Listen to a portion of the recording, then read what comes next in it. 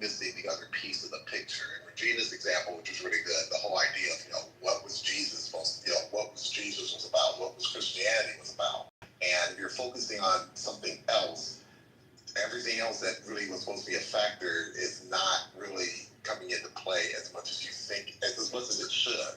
And I think that's at the heart of the whole, this whole thing with, I think that means for us collectively, and I'm talking about us as, U.S. citizens, we have to think more robustly about several policies that we're looking for a politician, and not just link up on one. Because I think if we focus on just one aspect of it, this is how you get to be pulled by all these propaganda messages.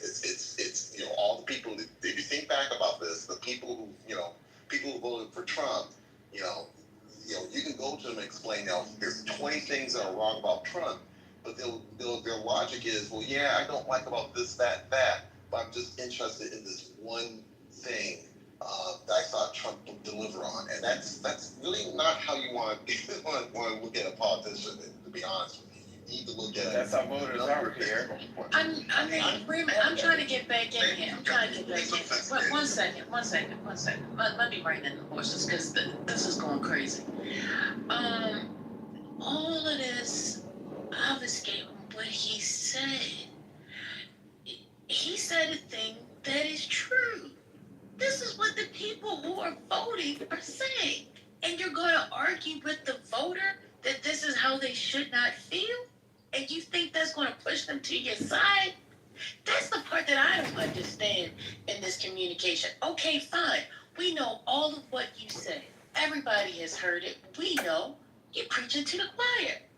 But I don't understand if you want their vote and all you're going to do is chastise them for feeling how they feel, that says to them that you're trying to make them feel how you feel. And that's not what they want to do. So I don't know how we deal with that crux of the problem, but some negotiation has to happen. We can't have a conversation if, in fact, nobody's willing to negotiate. Can I say one thing? I agree with what you just said, First Lady. I had been out of the room, but I was here in time to hear whoever said that their friends couldn't get down with the trans thing. Here's how I would, because if you have friends that are at least willing to talk to you about that, what I would then ask is, so did they hear the Democrats I would say, so can you show me where the Democrats were so down with the trans? Or did the Republicans tell you that the Dems are so down with the trans? And did they stay on that message?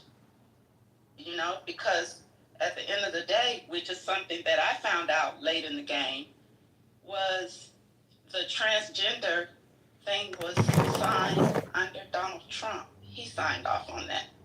I wonder how many people who voted against the Dems because of what the Republicans were saying even knew that. I pretty much paid attention a lot, and it was way late in the game when I heard that or realized that he's the one that signed it.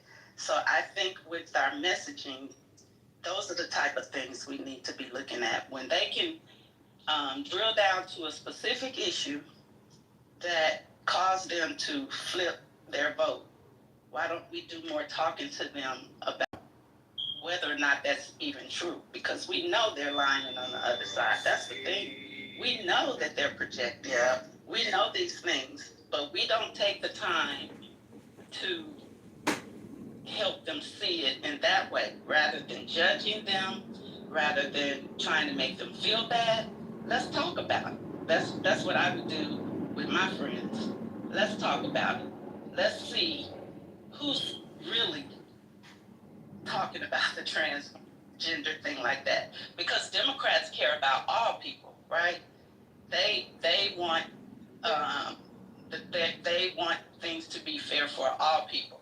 I never saw anybody getting down with the trans.